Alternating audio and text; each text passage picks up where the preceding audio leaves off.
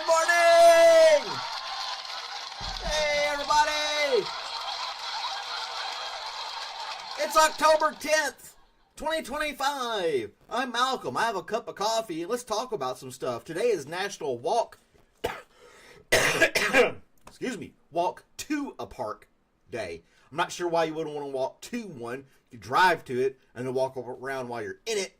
But that's what it says, Walk to a Park Day. So if you want to walk about 10 miles to a park, then just pass out when you get there because you had to walk 10 miles to get there. That's on you. I think that's a typo. I'm right here, Mel. I'm at the house. I haven't gone anywhere. I need to look that up again. It's walk to a park day. It can't be like, I'm going to leave the house and I'm going to go walk to the park. Yep. Encourage you to walk to your local parks. Feel the wind in your face. Take in the fall weather. Visit with neighbors. Play with your children. And appreciate all the benefits the green spaces offer in communities. So it's like little city parks and stuff. Not like a state park or something like that. So yeah. I'm doing all right. I'm trying to wake up. I got my cup of coffee. Robert's over here chewing on his teddy bear. And we're going to take a walk in a park today. There's a state park about 20-minute drive from here. And Robert and I are going to do that. I'll probably live stream our little stroll in the woods. So there'll be some little extra stuff for you guys to check out. How'd you like that little tiny little frog that I showed you yesterday in the video? The thing was so tiny. The size of it, he was smaller than a dime. Okay, that's fine. But that little frog was so tiny. I don't know. It's Addison. What's going on? I'm doing fine as an old fart. We're gonna walk to a park today. Excuse me. Yep. National Walk to a Park Day. So go to your little city parks, town parks, and enjoy it. We got a nice little park here in town. It's got some nice green space, little playground for kids, little trail. But I have to drive down the road about 5 miles to get to a dog park for this guy to run around with other dogs and stuff like that. And so yeah, I wish there was one here in my little town. It doesn't have to be huge, but to have a little dog park, I think that would be really cool. But they don't have it, so what are you gonna do? It's TGI Friday. That's right. Thank goodness it's Friday. If you get to enjoy the weekend off.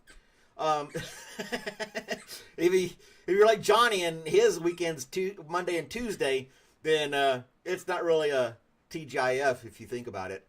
But I get what you mean. It is Friday. It's the end of the week. Start another one next week and do it again. Rinse and repeat over and over and over again. Forever. I don't know. I hope it's not forever. Somebody was saying in the next 25 years they're going to come up with a way to make us immortal or something like that. It's like, I don't want to be immortal. I'll do my one life and that's enough. To live forever? Come on. You going back to Texas tomorrow? That's right, you're in Arkansas. Driving back and forth. Let's see, what else we got going on? The U.S. Naval Academy opens in 1845. And it had every bit of 50 people in there. Yep, 50 students and 7 professors. Going to teach them how to be Navy captains and all that other good stuff. I was watching this video about ships from 200-300 years ago when they came from England to what is now United States, and they had to fly against the not fly. Oh my gosh, they had to sail against the wind to get here. And it's fascinating that they had the foresight or discovery of how to set the sails to go against the wind. So coming to America from England would take longer Going back would be quicker because the wind's generally speaking going that same direct, going towards England from here, and you can sail a little bit quicker back. But it's wild how they did that. I would have never figured that out. I would have had to say, like, well, look, I guess I can't talk this morning. I'm sailing across the whole entire world to get to where I'm going because I don't know how to sail against the wind. But they figured it out, and that's cool. I mean, or you could be like the Vikings where they paddled their way across. And but anyway, naval stuff. It's amazing how these naval captains and explorers back in, the 1700s, 1600s, and all this other 1400s had the knowledge to follow the stars and navigate a boat across an ocean they'd never crossed before, not even knowing where they're going and stuff, really. So yeah, that to me is just kudos to them. Now you got GPS and computers, and the captain's like sipping coffee and playing checkers. He's not even having to really do anything.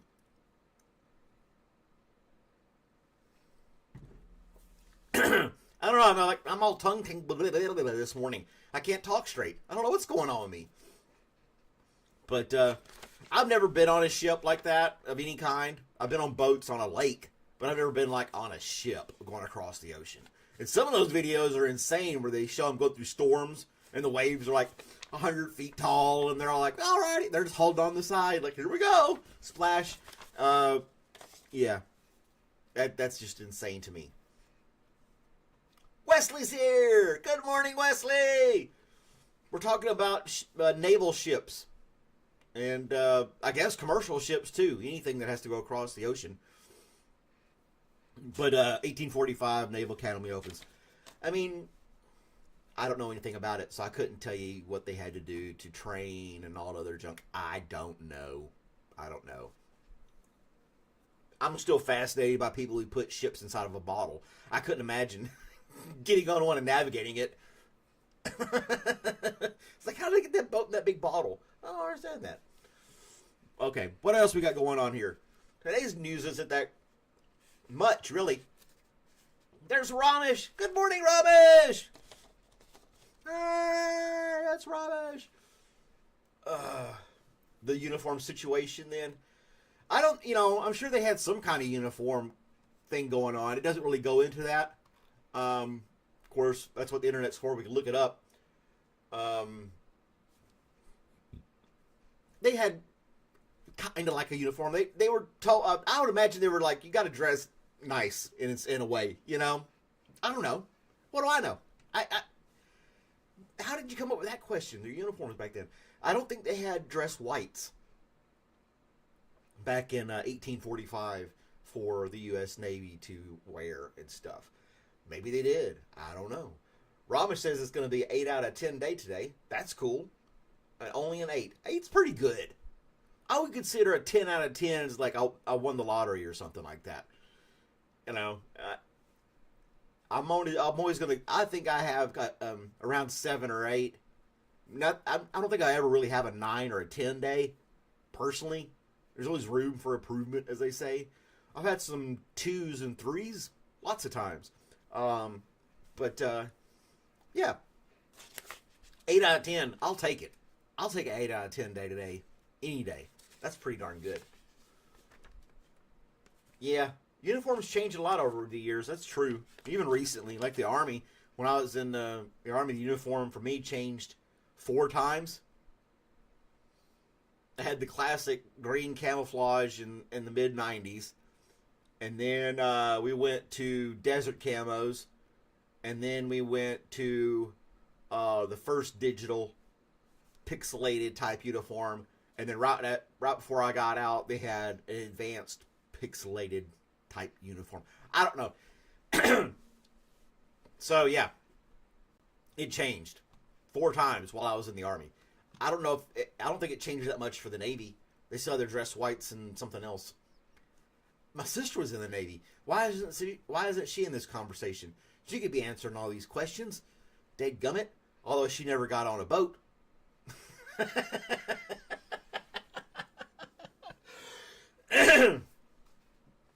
He makes it so hard to pronounce his name. I know. I just call him Addison. Well, who's going to pronounce my name? Legends. Grunkus Yurta. Scadison Grunkus Yurta. That is such a over-the-top name. The temperature here is going to be great today. That's why I kind of been waiting. Today's high is going to be 66. I've got long sleeve shirt on. We're going to go do our thing. It's going to be good. And, yeah. It's going to be nice. I don't want to wait. I mean, I could wait till later on in the day. But, I want to get out there and just, like, have the trail to myself. It's a Friday. The weather's nice. Probably maybe nobody out on the trail. It'll be just Robert and I. It'll be great. Maybe a deer or a squirrel or something like that. Somebody suggests, oh, you should let him run free. No, I'd never see him again. He'd go chasing after a deer, and that'd be it. I'd have to put a GPS tracker on him if I was ever going to like let him off the leash. He would be just gone. I could carry like a 50-foot rope, but then he'd get wrapped around a tree. That's just too much. He'll just have to walk on a leash. That's just how it is. All right. Pine martens released into the wilds of Exmoor National Park for the first time in 100 years. These little critters in England were decimated. They captured some from Scotland, gave them a medical checkup, put a collar on them, took them to England and let them go. And they're trying to repopulate in England. They said they're a vital critter for the ecosystem, and they're trying to reintroduce them. They were killed for their fur and other stuff over the years, and now they're trying to make a comeback. So, yeah, the little pine martens. They look like a weasel. No, a ferret. They kind of look like a ferret, but with longer legs. Yeah. So, that's kind of cool. And they put tracking collars on those guys so they can see where they go and what they do. And they said in the story that they took them to secret locations and released them. Because obviously people are jerks and are going to go right out there and like kill them or trap them or something like that. And negate the work of the people trying to repopulate them. I don't know. Halloween started in the USA. Well, Halloween is just one day, October 31st. It's just one day. It's not like a month-long event, even though people decorate for months on end. I have an idea for my lawn this year. Yeah, people decorate for Lowe's, a home improvement. It's already got Christmas trees and lawn decorations for Christmas up. They got huge Christmas selection already up in Lowe's, and this tiny little section for Halloween stuff. They know what they sell, and they sell a lot of it, so they're going to display it. It's insane. Yeah. Christmas is 2 days, Christmas Eve and Christmas Day. Robert should get a makeover for Halloween. I don't think Robert would be keen to having a makeover. What do you think about that, Robert? He still doesn't understand while I'm talking to a computer. It's like, yeah, every morning he does this garbage. Let's go outside and play. You know? He doesn't want anything to do with it. He's like, whatever. But, yeah, I got an idea for Halloween. I think I mentioned it before. I'm going to create a murder scene type thing with my fog machine and have like a little flashy light and spotlight type thing. And is that too much? I know everybody does like skeletons and graves and stuff like that and ghosts. Maybe it's too on the nose. I don't know. It's supposed to be like dead people, so yeah, I'm putting a dead person in the yard and put yellow tape, caution tape around it. Basically. That's going to be my Halloween. They're going to be like, this guy's creepy and weird. I mean, yep. You hadn't even seen the best of it yet. But, all dead people. A whole grave. Yeah, you got the whole, people do the graveyard. That's like a standard thing. And some people do the ghosts or whatever. Pumpkins everywhere. Now, I'm just going to be some random weirdo with a murder scene in the front yard. So there you go. Anyway, that's my time. You guys have a great day. As always, thanks for watching. Tune in Sunday I'll be on for about an hour. I do an hour on Sunday mornings if you're new to the channel, and so forth and so on. So all of you have a great day. Thanks for watching. I will see you guys next time. Bye, everybody.